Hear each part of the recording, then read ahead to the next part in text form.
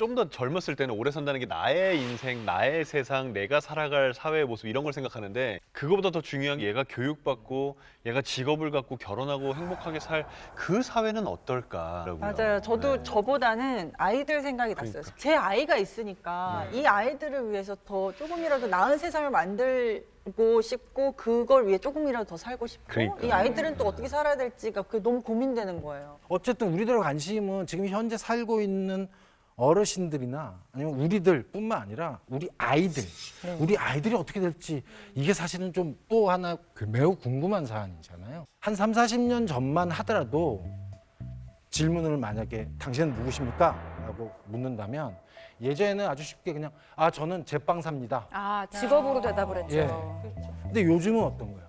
당신은 누구십니까? 라고 얘기를 하면 지금 현재 저는 제빵사로 일하고 있습니다. 그렇지, 현재. 예. 현재. 많이 차이가 느껴지시죠? 달라졌어요. 맞아요. 그러니까 예전에는 하나의 직업이 그 사람의 정체성, 사회적이고 개인적인 정체성을 좌우할 만큼 굉장히 중요한 뭐라 그럴까 의 역할을 할 수 있었다라고 한다면 지금은 그렇지가 않다는 거예요. 지금은 그냥 ING는 지금은 그렇죠. 그러고 있습니다. 뭐 이를테면 저 같은 경우도 은퇴를 하게 되면 컴퓨터 프로그래머가 될 수도 있는 거고 아니면 유튜버. 운전 노동을 할 수도 있는 거고 유튜버 될 수도 있는 거고.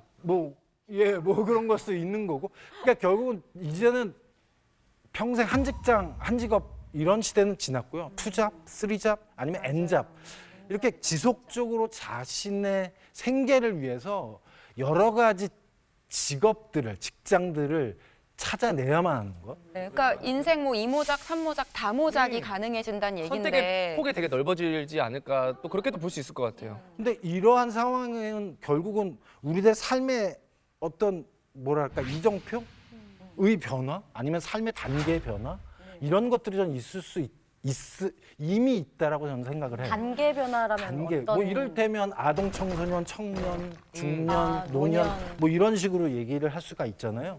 근데 요즘은 아무래도 수명 연장이 예전에는 요 정도의 수명이었다라고 한다면 네.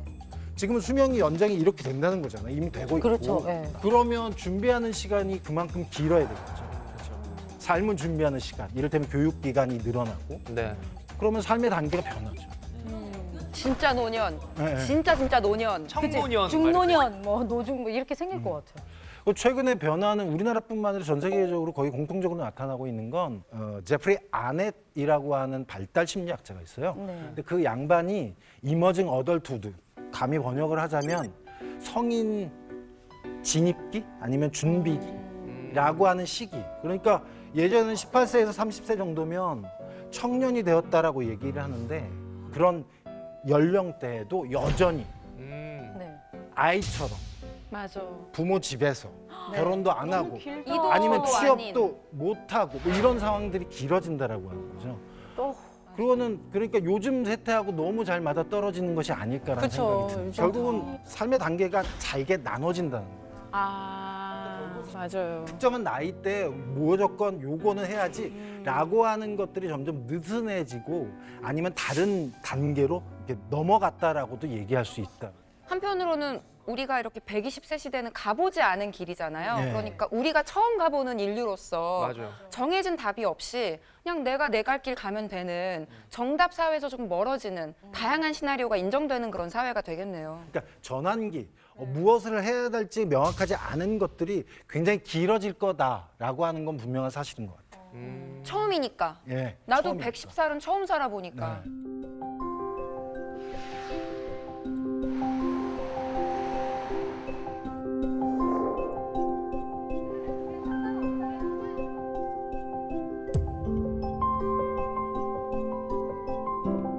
제가 직접 연구를 한 건 아닌데 네. 어떤 연구를 보면 인간의 생물학적인 속성 아니면 DNA라고 표현해도 되는지 잘 모르겠지만 그걸 기준으로 해서 봤을 때 자연적 수명이 약 38세 정도밖에 안 된다고요. 야 너무 짧다. 자연적 지금 수명이 죽어야 돼요. 뭐예요? 병원을 안 가고도 살 수 있는 나이인가요? 그러니까 외적인 요인을 제어한 상황에서 생물학적 속성이나 DNA를 통해서 늙어가면 얼마나 살 수 있을까라고 하는 걸 얘기한 거죠. 지민 씨랑 짧지 저랑 않아요? 갈 때가 됐네 이제. 갈 때가 됐대요. 갈때 됐는데요? 그러니까 조선 시대에는 다 40이면 돌아가셨다고 하잖아요. 아 진짜? 그럼 진짜 놀라운 게 지금 100세 시대까지 우리가 보고 있으면 우리가 정말 많이 늘어난 거예요. 수명이. 그렇죠. 뭐 네. 조강 선생님과 같은 바이오 공학자들 네. 그리고 의학 발달 그리고 우리가 놓쳐서 안 되는 부분은 사회제도가 발전을 했기 때문인 거죠, 사실은. 이미 의학 연구를 거의 60년 가까이 늘려놓은 거네. 예, 의학도 중요하지만 근데 세상이 의학만으로 돌아가진 않죠. 제도. 사회학 교수님. 아, 네네네. 자, 그러면 이제 우리의 어떤 출발점은 그거잖아요. 저 조광현 선생님께 완전히 설득을 당해서 그래, 120세까지 살 수 있을 것 같다. 네. 바로 그런 차원에서 우리가 서베이를 돌렸습니다. 그 결과를 보시죠. 그래, 정년연장.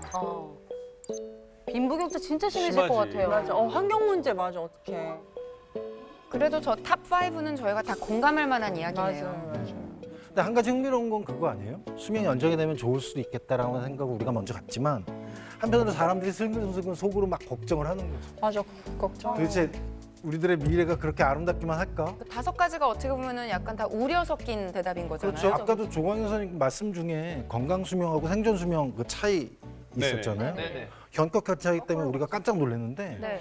그게 사실 사회 불평등이라고 하는 것과 저는 굉장히 밀접히 연결이 돼 있을 거예요. 빈부격차. 지금도 심각하죠. 최근 네네. 부동산 문제에 대해서 우리들이 관심이 굉장히 많죠. 그렇죠. 결국 부동산 문제라고 하는 표현에는 돈 문제죠. 돈 문제. 결국 이 얘기는 뭐냐면 부동산을 경유한 그리고 소득이 아니라 자산을 경유한 재생산 혹은 상속 혹은 세습 이런 것들이 굉장히 중요한 문제다. 많이 가진 사람들에게 유리하게 시장이 세상이 돌아갈 수밖에 없거든요.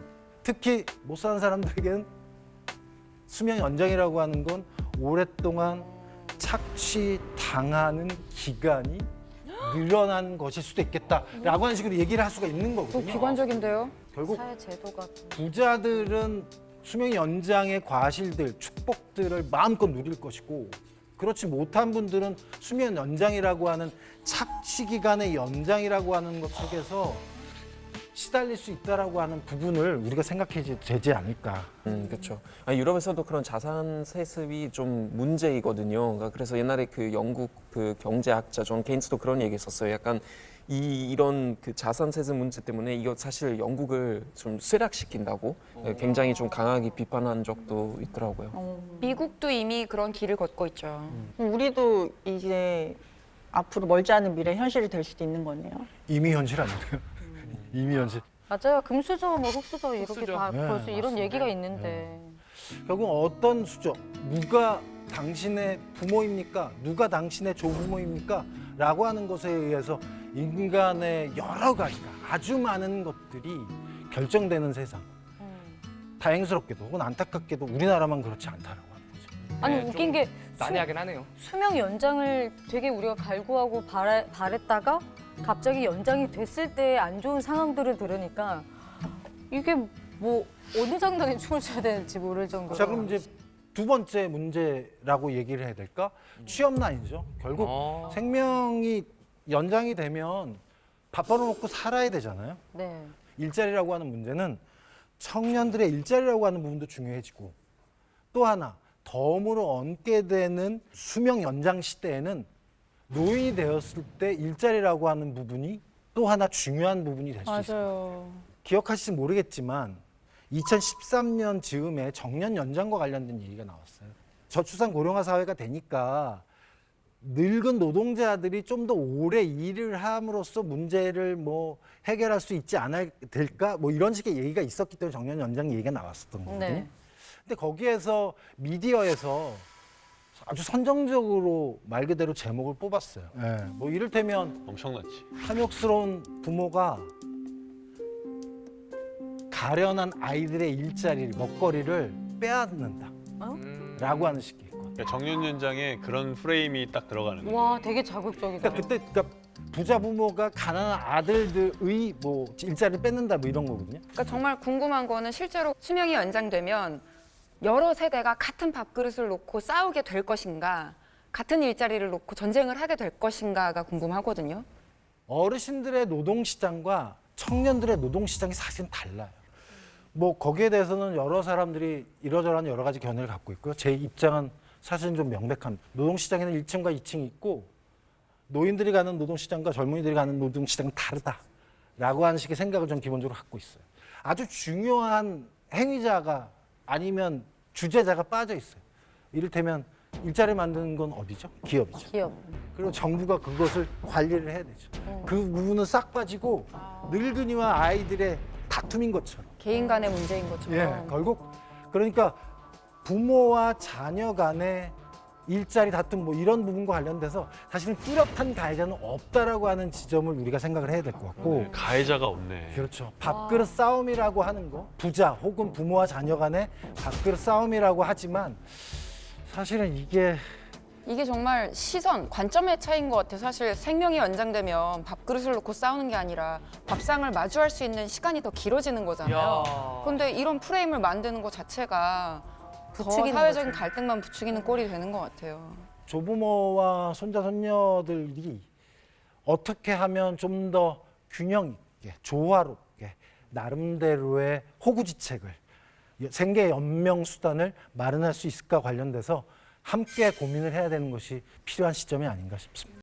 가족에서뿐만 아니라 3세대 정도가 한 직장에 있을 가능성도 생길 수가 있어요. 정년이 늘어나면 충분히 가능하죠. 가능하지. 네. 그렇게 되면 이제 우리가 지금껏 경험해보지 못한 세대, 다양한 세대들이 한 곳에서 뭔가 함께 해야 된다. 결국 이 얘기는 뭐 예전에도 중요했고 지금도 중요하지만 앞으로 더욱더 중요한 하나의 사안은 서로 상이한 세대가 어떻게 서로 관계를 맺게 되느냐. 이런 부분과 관련돼서 제가 하나 준비해 온 게 있는데요. 동화? 예, 세대들이 서로 관계를 맺는 네 가지 방법이라고 하는 겁니다. 동화라고 하는 건 윗세대 혹은 꼰대가 중심이 되는 거예요. 그다음에 젊은이 혹은 싸가지들이 들어오는 대로 족족 너희들은 우리들을 중심으로 해서 동화가 되어야만 해. 그러니까 전체주의적인, 그렇죠. 전체를 사실 위해서 이 개인을 얘기를 희생하는. 하면서 뭔가 슬금슬금 주변에 혹은 자신이 경험했던 것들이 느껴지지 않나요? 그렇죠. 직장 젊은 생활, 꼰대 뭐 위계 얘기를 질서가 네, 명확한 그런 부분도 곳. 있고 그게 이제 동화죠. 윗사람들의 아니면 꼰대 아니면 상급자들의 마음에 맞춰서 너희들 다 변해 뭐 이런 식의 것. 이 분리라고 하는 건 뭐 이를테면 이런 거죠. 제가 홍대 앞에 사는데 홍대 앞은 젊은이들의 거리죠. 그리고 젊은이들이 모여 있어요. 탑골공원 누가 많이 가죠? 어르신들이. 어르신들이 가시죠. 그리고 홍대 앞과 탑골공원에 서로 분리되어 있기 때문에 노인들과 청년들이 서로 다툴 여지가 별로 없어요. 아, 마주치질 아예. 않는구나. 아예 그냥 그 다음에 남은 게 이제 통합인데요. 근데 제가 여기서 얘기하는 통합이라고 하는 건 한국에서 많이 얘기하는 세대 통합이라고 하는 것과는 좀 달라요.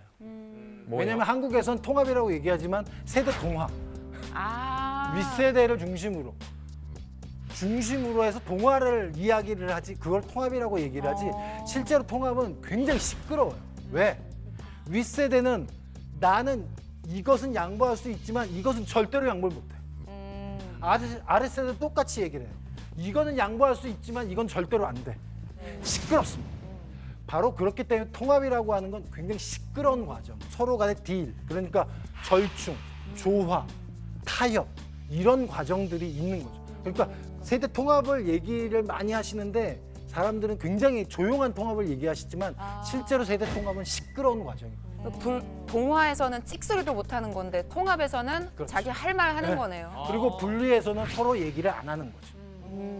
근데 한 가지 제가 아껴놓은 부분이 내적 망명이라고 하는 부분이에요. 저거 다 티나요. 맞아. 가식은 다 티나. 속으로 딴 생각하고 이거 다 티나요, 이제. 사실 내적 망명이라고 하는 용어는 독일에서 비롯한 용어입니다. 나치 시절에 망명을 하지 못했지만 나치에 동의하지 않는 사람들이 있잖아요. 아, 겉으로만 이 완전 사람들이 차고. 내적으로는 망명을 간 거죠. 하지만 나치와 함께 살아갈 수밖에 없는 거예요. 어쩔 수 없이 겉다르고 속 바로 이런 부분과 관련돼서 제가 볼 때는 내적 망명이 한국에선 점점 퍼지고 있지 않을까? 아, 약간 사장님이랑 같이 단톡방이 있는데 사장님 빼고 다른 톡방을 파는 게 내적 망명이네요. 그렇죠. 몰래. 나중에 알면 기분 되게 나쁜데. 그런 왜냐면 내적 망명이 제일 선택하기 쉬운 것 같아요. 맞아요. 제 겉으로는 겉으로는 평화로우니까. 문제를 안 일으키니까. 맞아. 맞아요. 근데 대신 안 걸려야 돼. 걸리면은 이제 걸리면 안 돼. 분리가 아니라 그건 완전 그냥 박살이지 박살. 이것저것 해도 다 안 될 때 내가 볼 때는 내적 망명으로 갈 것 같아요. 종착지가 내적 망명일 것 같아요. 그러면 이제 중요한 건 그럼 우리는 앞으로는 어떻게 관계 맺음을 해야 되는 거예요? 이야. 수명 연장 시대, 그러니까 100세가 됐든 아니면 130세, 150세가 됐든 우리에게 다가올 미래는 지금껏 우리가 디뎌본 적 없는 신대륙과 같은 곳이라고 저는 생각합니다. 새로운 시간의 대륙으로 이주하는 젊은 이주민들과 늙은 이주민들이 이곳에서 우리가 어떻게 좀 더 행복하게 살아갈 수 있을지를 동화나 분리의 방식이 아니라 통합의 방식. 즉 나는 이것을 꼭 유지해야 합니다. 하지만 이건 포기할 수 있어요. 라고 하는 식으로 시끄럽게 서로 토론하고 다투고 떠들면서 뭔가 새로운 방안들을 함께 모색해야 하는 것. 이것이 생명 연장 시대를 살아가는 데 있어서 가장 중요한 준비 자세가 아닐까라는 생각입니다.